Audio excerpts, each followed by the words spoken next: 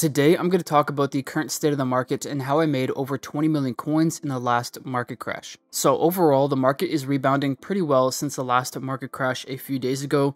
I always keep these three here because they're a great benchmark of where the market is going. They're three of the best players in their position. We'll get right into Hullet. Hullet is now up to about 35 million. I've actually sold a couple copies for more. I'll show you guys that in a little bit. We have Maldini, who's up to the 32 to 34 million coin mark, which is incredible. What's interesting to see is R9 is now up to almost 70 million. I'm sure a few copies have sold for 70. Now, what's interesting is R9 is up to about 70 million, and Mbappe is currently maxed out for some reason at 68.2.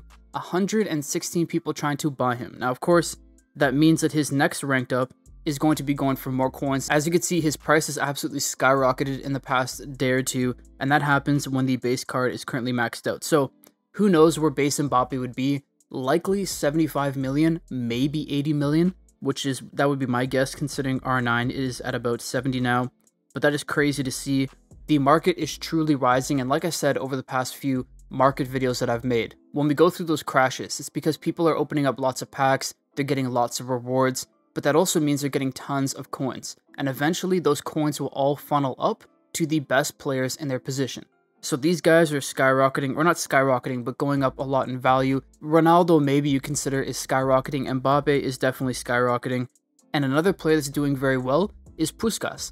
Now, I underestimated him a bit. I knew he was a good striker, but the past few days, I actually put him into my squad and tried him out. And I gotta say, his 95 shooting and 91 dribbling is top tier. So his price increase is definitely warranted. He was definitely not worth 15 to 18 million. He is a 20. At this point in this market, I think a 25, maybe 30 million coin player. It's been a long time, but Mateus is finally up to about 15 million coins. He's working his way up. All of these players here are doing relatively well. They're actually up from where they were about a week ago, mainly because, once again, people have more coins. Rafael Leao is working his way up to 90 million coins again, which is incredible, after dropping down to about 60 or so, 65, 70. And even players who took a big hit from the most recent mystery signings rewards like Rio Ferdinand is working his way back up from 2.2. We have Ribéry here, who was a mystery signings reward, is working his way up as well. We got Roberto Carlos, who's doing very well. He had a huge crash, which was likely due to the Ake, but because people now want to have attacking left backs, he's worked his way back up. We have Seedorf here, who's doing well. We even have Vieira, who's doing relatively well. So with all that being said, the market overall, I think, is doing really well. And because it's doing fairly well, I actually cashed in on a few players to make some coins. And here are the players that I sold. Now, a few days ago, when the market was at about the bottom, I bought 3 Hullets for 30 million coins and another 2 for 31. The 3 that I bought for 30, I sold all for 36. That is 2.4 million coins profit per card, fairly decent. And then I also sold one of the other 2 that I bought for 37, which is a few million coins profit once again. I am keeping the final Hullet for my team, but I did sell all 5 Maldinis that I picked up, and I picked them all up for 28.1 million, I believe. So let's see how much is going to be per card. 2.5 million coins profit per card, which means that I am making, what, 12.5 million coins from that one trade alone. Bought 5 Maldinis for 28.1, sold all 5 for 34.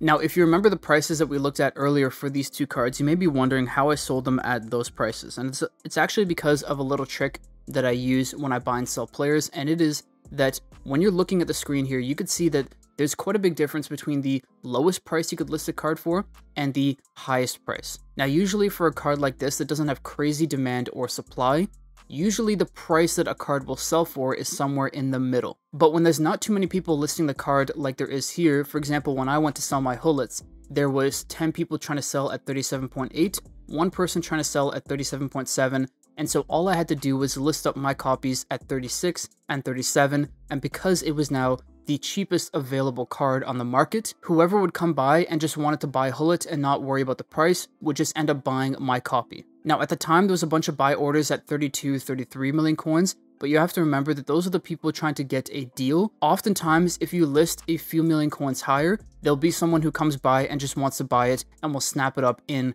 under a few minutes. So that's what I did for Hullet, and that's also what I did here for Maldini. As you can see here, I sold mine for 34. if I were to have those 5 again, I would be able to sell them for 34 again, because the current lowest offer is 34.3. So anybody who comes to the market to buy a copy really quickly, they're going to buy the 34 million coin copy. So that's a little trick to keep in mind, because then you don't have to wait for the minimum price to sell a card to reach the price that you want to sell it at. Just list it up at the price you want to sell it at, and if it's the right market conditions, it will sell, you'll get your coins. Now, in yesterday's video, I did talk about holding these guys for a longer period of time, like 5 to 7 days. But something that I realized was that while I do think Gullit is going to hit 40, and I do think Maldini is going to hit 40, I would rather have those coins back, take that profit, and then move it on to another investment that I think will get me more coins in a shorter period of time. And that, of course, is buying players required for the exchanges that I think will refresh this Wednesday. Now, of course, I'm targeting the 88 to 91 exchange where it required last time 84 plus rated attackers, midfielders, defenders. There's a chance that EA 1 changes the requirements, or 2 doesn't re-release these exchanges, but I do think they will, and so I think there's a new investment opportunity there, because 84 rated cards have decreased in price.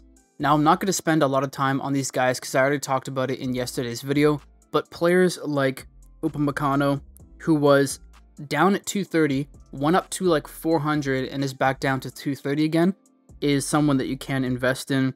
We have Scar here, who's down to 214. He's back down to his low. He got up to like 3 something when the exchanges last came out. And I do think these cards can increase to that same price for these new exchanges because they give out the red player tokens or the blue player tokens if they switch it up for this week. Same thing goes with Matt Hummels and a few other guys. Even the other promo cards, you can see 257 there.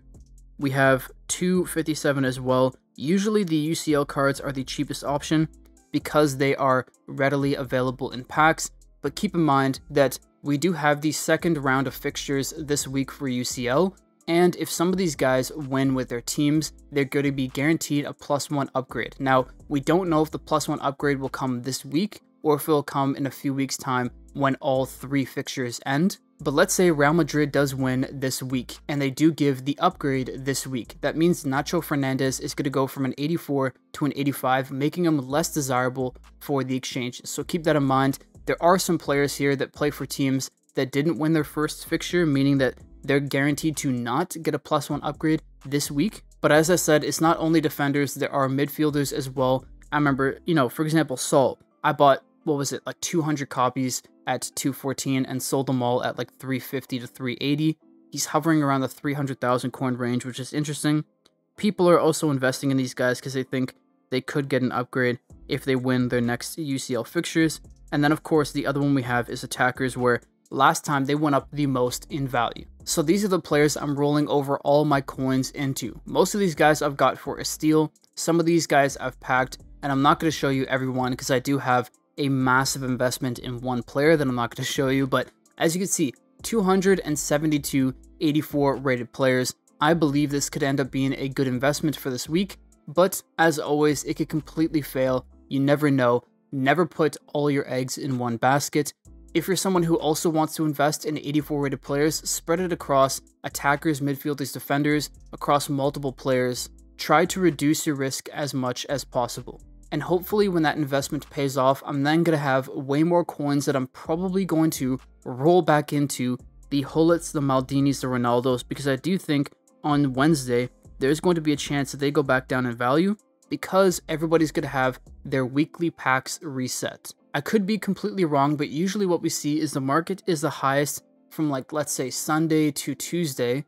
We see a dip Wednesday, Thursday, sometimes a dip even in Friday, and then we work our way back up for the next week. And of course that lines up with new event releases, it lines up with new rewards, new packs, exchanges resetting, it lines up with a lot of things. So that's my game plan for the next few weeks. I'm going to try to work through the ebbs and flows, make tons of coins, and then be able to try out new players in the squad.